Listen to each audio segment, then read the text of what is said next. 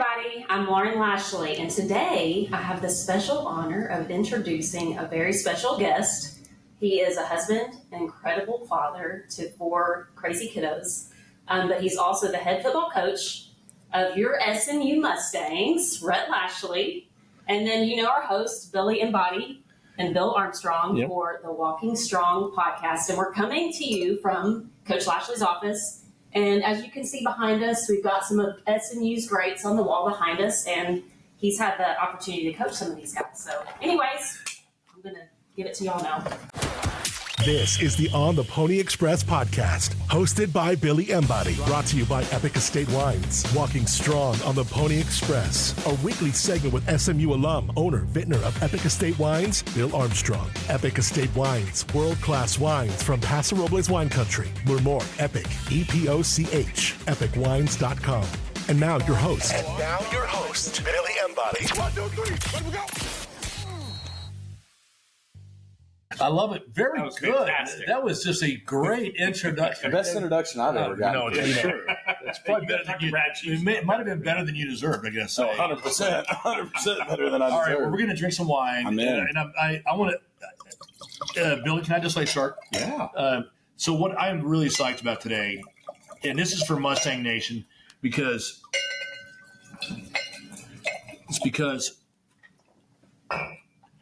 everybody always asks Rhett the same questions. You know, what's the season going to be like?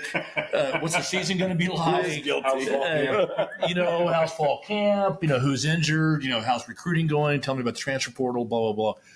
But I don't think Mustang Nation knows your backstory.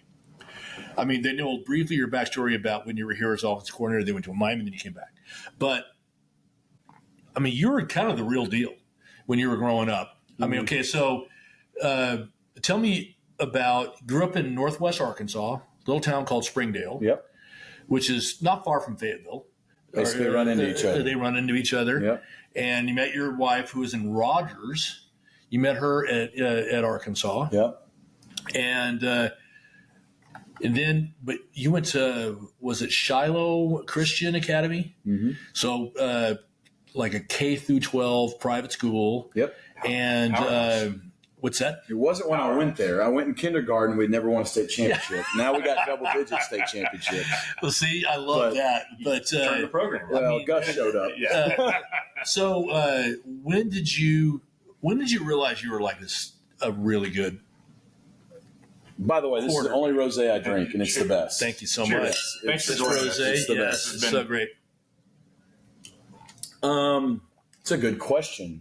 Not good at answering that too much. So I grew up in Springdale, and if you're familiar with Northwest Arkansas, Fayetteville, Springdale, Rogers, Bentonville, they all run together.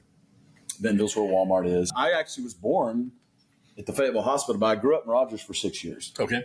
My parents divorced when I was 3. My mother remarried, who I consider my dad, Phil, who you've met. He's terrific. And Great he guy. lived in Springdale. So we moved to Springdale when I was 7. And so I just played every sport there was. I don't know if I was any good or not, but I love playing. I love competing. So then you really didn't play much football until 6th grade. Like there was Kiwanis Kids Day. You played 2 games, 1st through 5th grade. Well, 6th grade comes, 6th and 7th grade youth center football. And Springdale was a football town. Like Springdale High School was the traditional power in the state of Arkansas. Right. Old tradition they won. But that's the big public school. The big public school. That's where we'll get to probably in a minute. But so they're having the draft for 6th and 7th grade football league, the youth center league. And I'm a 6th grader. And I didn't know it at the time. You asked the question. I guess I was one of the few kids who could really throw it in the city because I got drafted first as a 6th grader, only because I could throw as a 6th grader.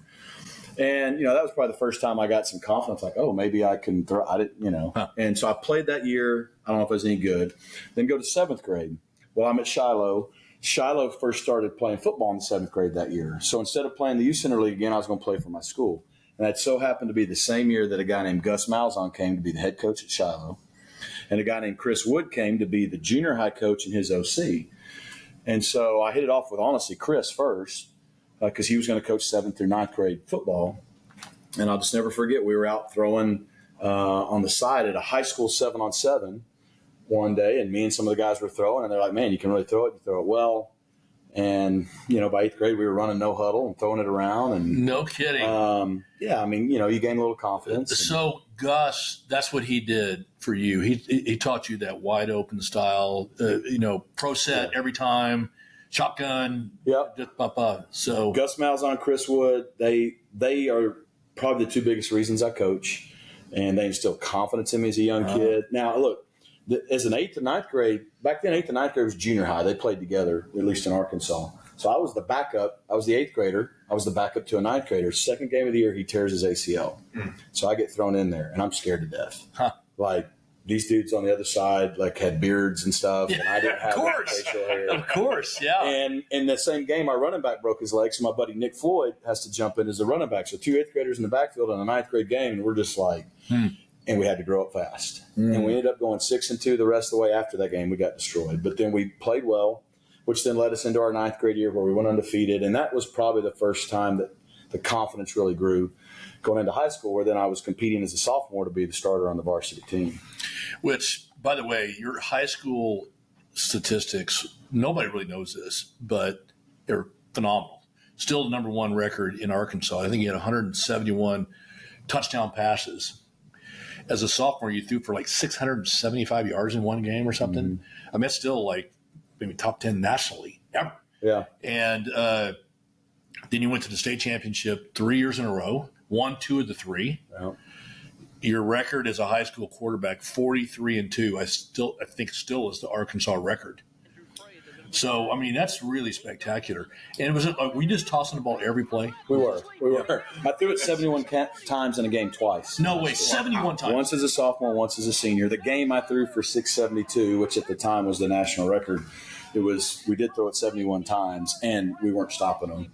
So we won 70-64. Oh, it sounds like in the quarterfinals. It really did. Yeah. Someone asked me after we beat Houston 77-63, have you ever been in a game like this? I'm like, well, kind of. Yeah. Yeah. And but we did. We had a fun, wide open offense. Nobody was no huddling. There was Gus in Arkansas. There was Art Browse in Texas, and that was really it. And interesting. And so to get to be a part as a player was fun. It makes you love the game. It's exciting.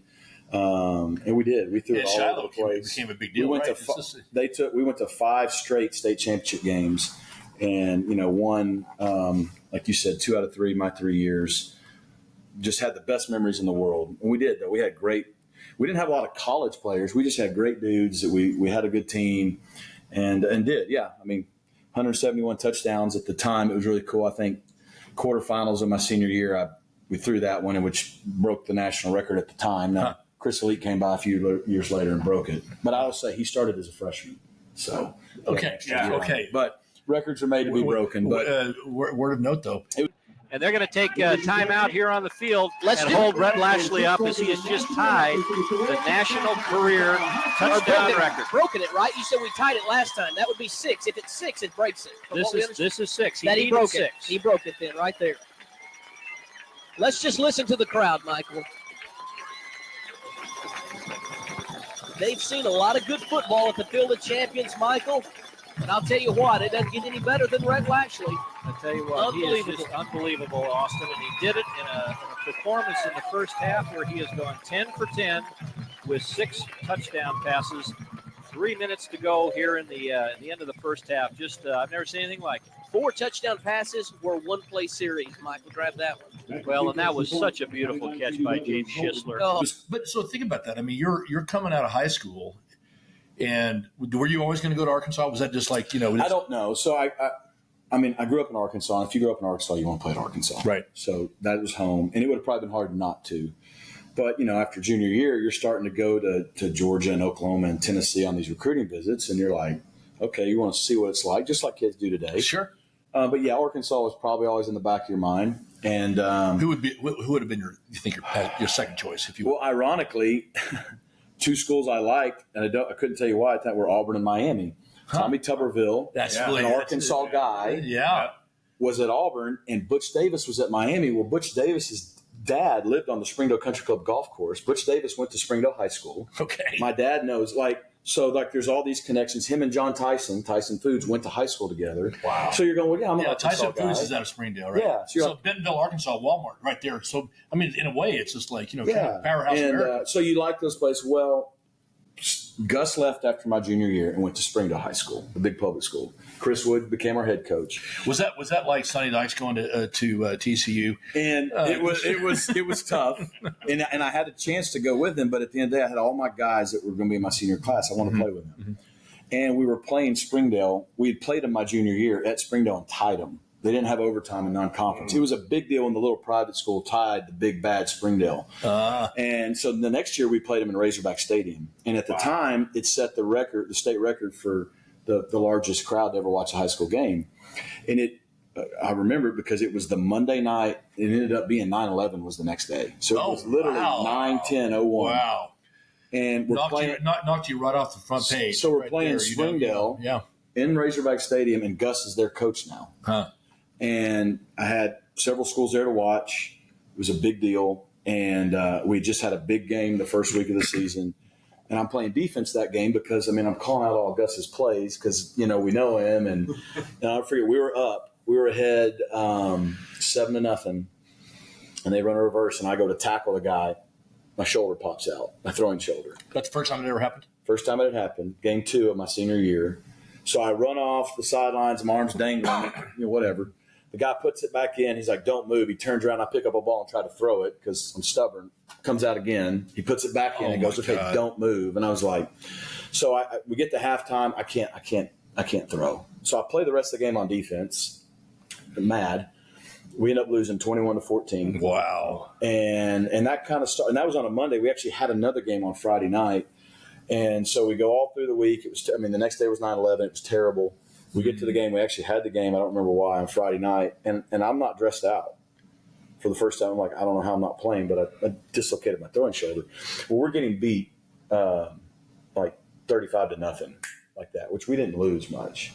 So I got ticked, went in, put my uniform on, came out in the second half, and somehow adrenaline could throw. We ended up losing like 50-something to 35. Wow. We threw 5 touchdown passes in the second half. And so at that point, what I realized, for the next 5 weeks, I didn't practice, and I just showed up on Friday night and played in the game. And And then what happened was, your body's weird. It wouldn't come out anymore. So it got to where then all of a sudden I could practice. We get into the state playoffs. We get all the way to the semifinals, senior year.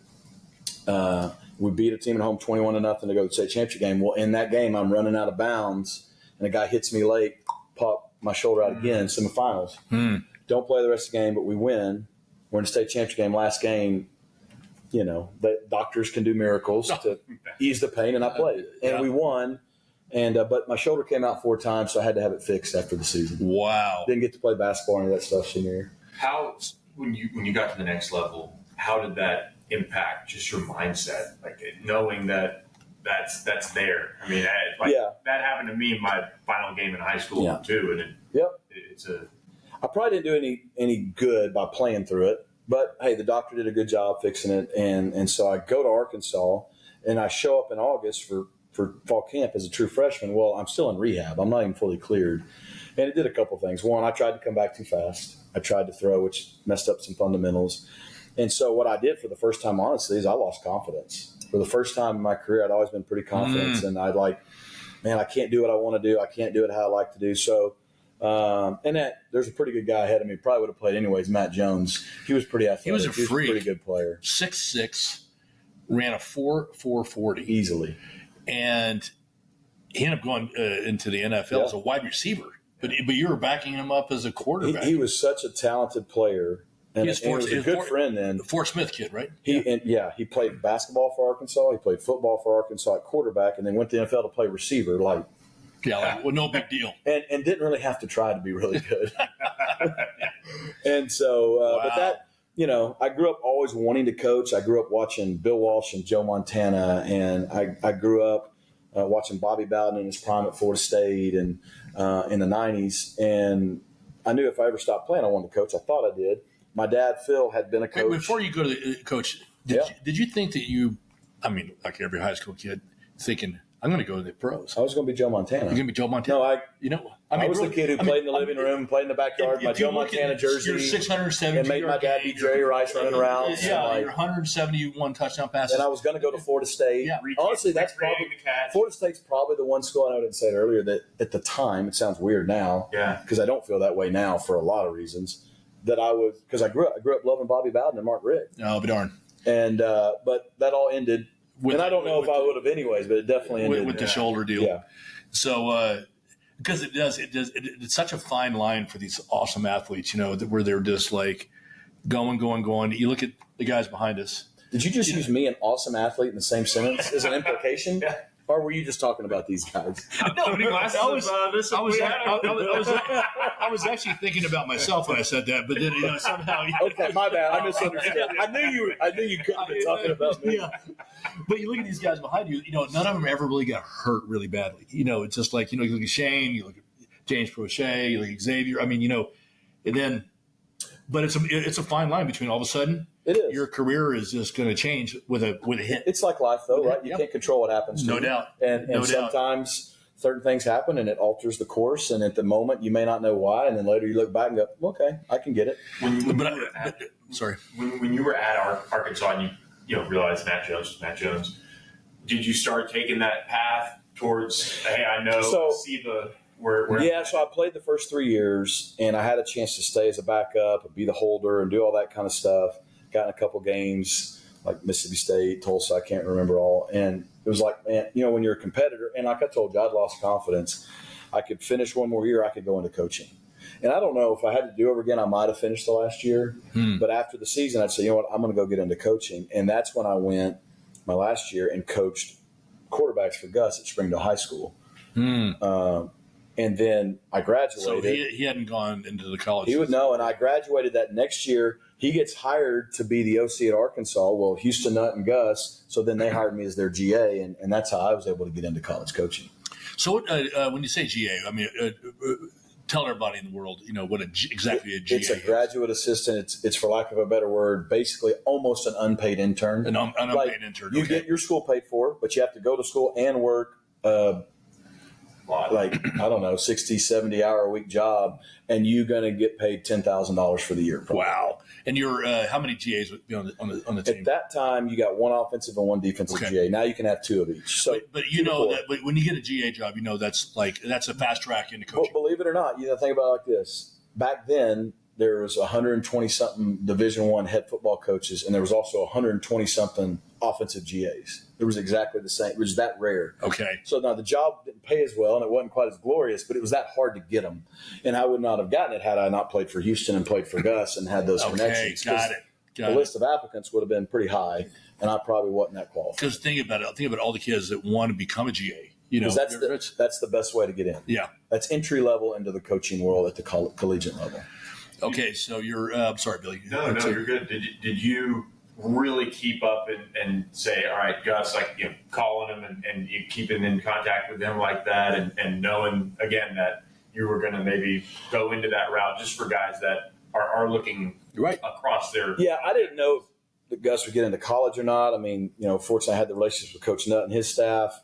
Obviously, Gus, my high school coach, had been just right down the road those last 3 or 4 years. But, yeah, I mean... The best thing you can do to get in, it's who you know, not what you know, which is kind of life. It is. But it's that way in college coaching or anything. And so just no different today. When I go to hire a GA, it's usually either someone I know, someone who I know really well who trusts them, or someone who's played for me. Same thing with our coaches. And so, a lot of times I would tell guys if they want to play college ball, even if you're a walk-on, one, you get to learn what it's like to be a player. You understand the life. You understand what it's like. And then you develop a network of college coaches that one day, and if you do a good job, say, hey, yeah, I'd love to hire him. Well, good point. I mean, our two offensive GAs right now both play here. Yeah. Parker Stone and Thaylor Robinson. Yeah. When their careers ended to injuries, they got into coaching. Yeah. Another Bill Walsh savant, John Gruden, kind of told me the same thing. I played with his son in high school, and he said, if you want to go into coaching one day, you finish it out and make those contacts. So, really important stuff there. Yep. All right, so then you begin your vagabond life. So you're now GA. You're not going to the NFL. You're not going to be the next Tom Brady. You're you're now a GA, and it's been vagabond, life for you. I mean, you've been 9 coaching gigs in 20 years, something like that. Yeah. Yeah. I mean, I feel sorry for your wife. Well, we skipped the best part. So sophomore year of college, I got a little distracted Well, I think my wife was on the open market. We're gonna put some pictures on this sophomore year. My wife became available, and in astronomy class, September of sophomore year, I said, "Why not?" Astronomy and the stars aligned. If you know what I'm saying. And Rhett Lashlee, Capricorn. She happened to come into a 200-person class. We don't have them that big here at SMU, but we did there. And she didn't sit by me, but I was you. This was her friend, and she sat right here. And I realized real quickly her former boyfriend was in the class. She wasn't sitting by him, so I thought that's weird. That was that. I found a way to work that into an early question. That Walton boy? No, you're to the Walton boys. We're sorry, but. They're jealous of you to this day. They don't have quite the stock I have. I know. So, anyways, so I worked in quickly it's an hour and a half class. Like, by the way, you had to, when you were growing up at Shiloh, and I've seen pictures of Lauren. You had to have known in high school. I did actually. See, So my best friend. it's a small. Rogers is 70,000. So my best friend, Clay, who's a year older than us, went to Rogers. And his senior year, our junior year, he's like, "Hey," they weren't dating; they were just friends. But he goes, "Hey, I'm taking this smoking hot girl to prom." I'm like, "Really?" He goes, "Lauren Lee." Showed the picture. I'm like, Lee. You're not lying, bro. You know. Lauren Lee. And that's the first time I knew who she was. Now, supposedly she had known who I was for a while. Well, see, we don't need to go down that road too long. How do you be in a little small town and not know about the guy who's thrown for 672 yards in a game? You know, she clearly loves athletes. So I had known of her, right? But there's a bit of an alliteration of Lauren Lee Lashlee. Yeah, we just added to the last name. She didn't have to even lose it. She just added to it. I think it's great. But to talk her into becoming almost like an Air Force brat, or that wasn't what I led with. I didn't sell with I'm going to be a coach. I sold with everything else. Mm-hmm. Made her fall for the trap. Mm-hmm. We started dating. Yeah, Magic Mike. Magic Mike came out. Yeah, She just couldn't resist. And so she knew that, okay, go through sophomore year, junior year, we're going to get married. Great. We got engaged right as we graduated senior year. But then I was going to GA. And so she didn't really know what that meant yet. Uh-huh. So we were good. I didn't know until a minute ago. That's true. Yeah, So my first year's GA, we were engaged in 06 Arkansas. We had Derek McFadden, Felix Jones, Peyton Hillis. We went 10-2. We won the SEC West. We're playing Tim Tebow and Urban Meyer in Florida in the championship game. This coaching stuff's easy, and we're getting married in April after the season. She didn't know yet. You kind of You're like, the meal. It was a bait and switch. It was a bait and switch. It's like the lair. It's great, honey. It's only been in the fridge an hour. Could have married a billionaire. I was going to go with this GA, this kind of a mercy thing here. Anyway, I just love it. I'm sorry. I just. That's true. I worked my ass off to get Lauren to join this podcast, and she introduced us so everyone could know that I can recruit. Yeah. So let's talk about our journey. So now we're at GA, and Gus leaves to go to Tulsa, right? Yeah. So we had the 06 season. For a lot of reasons, Gus, he got offered a job to be the OC at Tulsa, which is kind of a step down, but he was going to get a chance to run his offense the way he wanted to at the college level. He knew the head coach. He'd been a high school coach. And so he's going. And I got offered the opportunity to go as a GA at 23, second year, and coach the running backs, which back then was a really big deal. I mean, GAs don't usually coach positions, but at Tulsa, they didn't have a full assortment of coaches. So it was going to be you're going to get paid like a GA, but you get to coach like a paid coach. That's a big deal at that age. Went over with him. Did the whole deal. Long story short, spent one day over there, met the head coach, all that, and there was just something in my gut as we were driving back to Northwest Arkansas that just said no. And it made no sense to me. I still can't tell you why, other than my gut said this is not it. Told him, I don't think I'm going to do it. He wasn't real happy. Said, think about it. Took a few days. I labored. I talked to my dad, my friends, everyone I knew, because it was basically I was ending my opportunity to be a college coach. If I say no to this, it's so hard to get in. By the way, that was a really bold move. I mean, for you to say that, because you were getting out. You were out for 3 years. And I didn't really want out. 3 years, yeah. I didn't really want out, but I knew, okay, once I do this, it's so hard to get in. I'm burning the only bridge I have. I'm probably never doing this again. But at the end of the day, the gut feeling I had was so strong, just said not no, but absolutely not. I'll be darned. So I said no. And then a few days later realized I got to get a job, which was challenging to absorb that. But I'll say this. It ended up being the best thing that ever happened because this was in January, February. We get married in April. And the first 2 years of our marriage, basically 22 months, I'm not a college coach. So we weren't Army brats for your analogy earlier. We did the whole, I had a normal job and we had weekends off and like we just figured out how to be newlyweds. We got a dog, we got a second dog. Like, and always a precursor to a kid. But within you got to test drive it with a dog. And I found a way to get a job doing a sports marketing deal in a magazine with my former brother-in-law. And like we were making enough money to like have a house. We weren't rolling it, but we were okay. And I realized 6 months and you were staying in sports because it was I was staying in sports. The state of Arkansas. Magazine, I was doing stuff and I knew a lot of people. But 6 months in, I knew, man. Now, Gus wasn't real happy with me. We didn't talk for about 3 months. Oh, no kidding. He did call me later in May and said, hey, I just want you to know you made the right decision. The scenario here wouldn't have been good. So who knows? Had I have done that, would we have stayed in college coaching or would it have driven us out, with that experience? So your gut was telling you the truth. I guess. It worked out. Yeah. And but I still at this point don't know. So after a year and a half out, I'm like, I got to coach. I'm driving her crazy. She's like, you got to coach. Okay. So I was going to go coach for my other coach, Chris Wood, who was a head high school coach at Springdale Harbor then. She knew you were missing the game, the boys, or what? What was, or all? Well, at the time, I don't think I knew, but coaching's my calling. That's what I was meant to do. I don't know why, but that's what I was meant to do. And I have an idea why now, but at the time I didn't know why. So I was already working on I didn't have a teaching certificate. I got a marketing degree from the Sam Walton College of Business, ironically. And like, is it really the Sam Walton College of Business?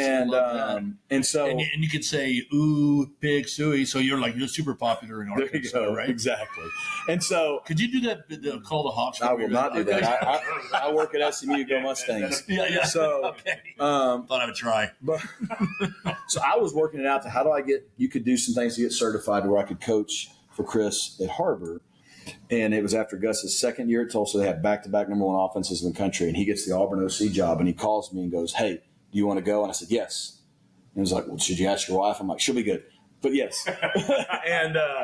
And so she was. And she knew. And that's when we loaded up and went down to Auburn in 2009 with our two dogs. And no kids yet. I was a GA again now. So, I skipped 2 years. So what could have been maybe a faster track, I did get set back there, but it worked out. And and I knew at that point, though, I knew no matter how hard it is or the situation, it's what I'm called to do. She knew that. We were called to do it together.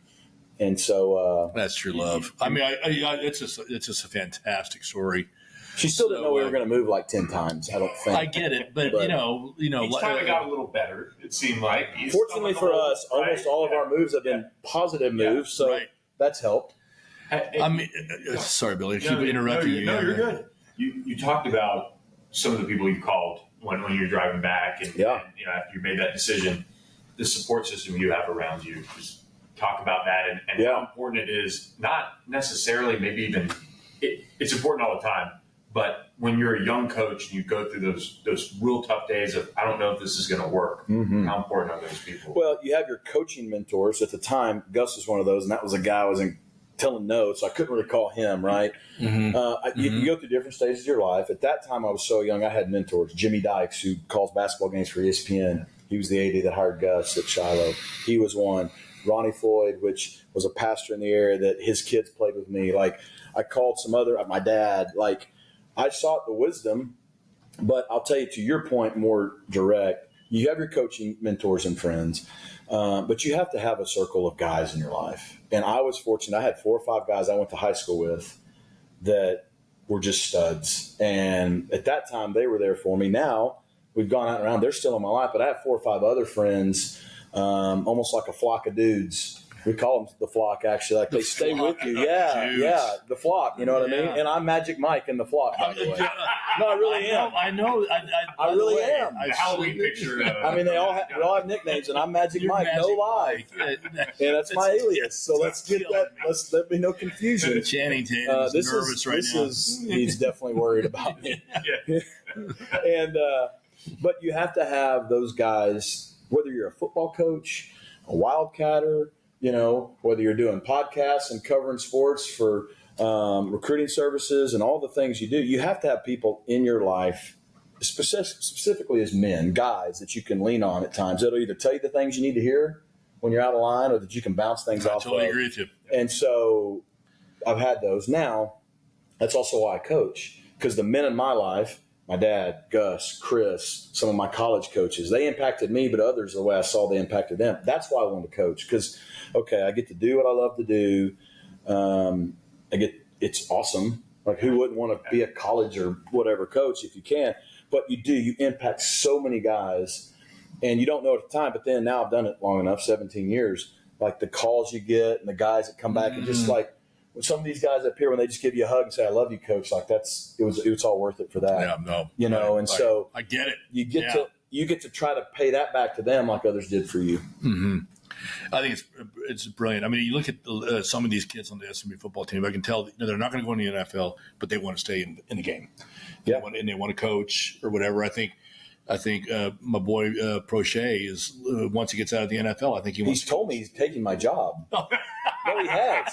He said, "Hey, have fun, but just so you know, when I'm done, I'm being." I was like, "Okay." Like, that doesn't sound at all like James Prochet. I was like, "How about we tag team this thing?" You know what I mean? And I'm sure James will be okay with that. He wants to take over my winery too. But you know what it is? So, yeah. He's got high. Yeah, I love that. Which is good. Aim high. I love that. You know what it is? A lot of the reason we do it is you learn so much through the game of football. That's what people don't understand. Like, what's a sport? And I'm a teacher. Mm-hmm. And to your point, to some degree, a mentor and a leader of men, if you will. But people did that for me. But the sport, you learn so much intangible qualities that help you in life that you didn't even know you were learning when you did. Mm-hmm. You don't know you're learning how, hard work and discipline, how to overcome adversity, and how to compete, how to win, how to lose. We don't allow people to lose anymore. No kidding. You don't know that you're learning what it's like to be on a team, to be there for a teammate, to have to rely on other people. And I could go on and on and on about the things you learn. And sometimes you don't even know you learn them until later in life, and you're just like, how do I know that? No, I agree with that. Yeah. And I think that's why so many guys, they may tell you, I don't know why I want to coach. I just do, because they know what the game did for them personally, and they want to stay connected to that. I love it. So let's just quickly rapid fire go through your 10 states. So Auburn, Sanford. Where's Sanford anyway? Birmingham. Just right up the road. Oh, it is. Okay. Sanford. Arkansas State. Back to Auburn. Again. UConn for a year. UConn seems like an exile. Yeah. That seems weird. It's like a year in the wilderness. It seems like a weird. Everybody's got to have an outlier. That seems like an outlier. I'm looking at your and I'm like, what? It was really random, but you know what? It ended up being one of the best 11 months for our family in our journey. But then we got the day I went out and had to use a snow blower, which is a snow lawnmower, on 18 inches of snow in the driveway. I came back in and took the gloves off, said, "Babe, we're getting south." Unfortunately, a few weeks later, Sonny and I had the same agents at the time. I got a call, and I was in Dallas at SMU. Oh, so you had the same agents. That helped. Okay, yep. Because we knew of each other. We had met before, but we'd never worked together. So got to SMU for 2, went to Miami, and unfortunately. By the way, that's a very sad day for me when you took that job at Miami. But I knew we couldn't keep you because, we hadn't really bought into we're going to make SMU great again. And they offered you like double as OC. So people I don't know if people really know what a hard day that was for us. Because at that point we had moved so much, and we kind of have a rule, don't mess up happy. And we were happy. We weren't chasing things at that time. I mean, look, by 2013, I'd been able to coach at 2 national championship games. We'd been on a lot of great stages, a lot of Iron Bowls, if you will, and all these things. We weren't chasing that, and we were so happier. We had just won 10 games. This guy was coming back. Yep. And we're like, man, we're happy. We had set so many records offensively. We thought we were going to be good again. Yeah. And so we'd actually, for about a month, said no. We turned down a few other opportunities that we're talking about at the moment, but Manny had kept trying at Miami. No, we're not interested. Eventually got to where, come check it out. We did. It ended up being something that just for our family we had to do. We didn't want to, though. We had tears the day that I had to call and say, "Hey, we're leaving." I had tears that day too. Because our 2 years here were great. Mm-hmm. And I'd be lying if when you leave, you don't leave going, okay, We're going to go here. It is a great prestigious school and a great opportunity, but in the back of your mind, you're going, I do want to be a head coach someday. Mm-hmm. There's not a better place than SMU from wherever we've been. Maybe you leave, and maybe one day that opportunity happens. And I mean, despite all of the drama that happened with Sunday night, in the back of my mind, I always knew that if we weren't going to get into a P5, he was probably going to always like to trade up. And that's why I specifically kept in contact with you while you left. And I don't do that with almost nobody. And but, I mean, you have SMU written all over you, your wife, your kids.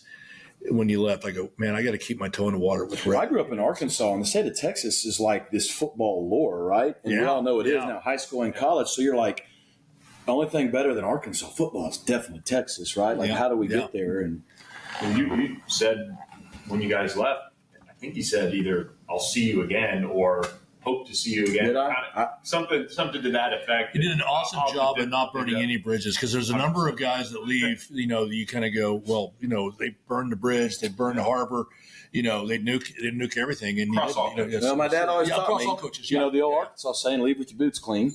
Yeah. And we try to. Is that actually an Arkansas saying? Well, I don't know. Never heard. That's where I learned it. That's how you try to leave. Probably a John Wayne saying, I always like the John Wayne saying, walk slow, talk low, and carry a big stick. I like that one too. Yeah. So. I always felt that way in the oil business because, I've built a lot of dry holes in my career, and my wife and I know this story. It's like you want your partners thinking, even after you have a big disappointment, that was in a good deal, it didn't work out, but I was treated fairly, and da-da-da-da. And I always think a lot of people are successful, and any of us, can get lucky every now and then or just have a good year. It's like when you leave places, do you leave it better than you found it? Yeah.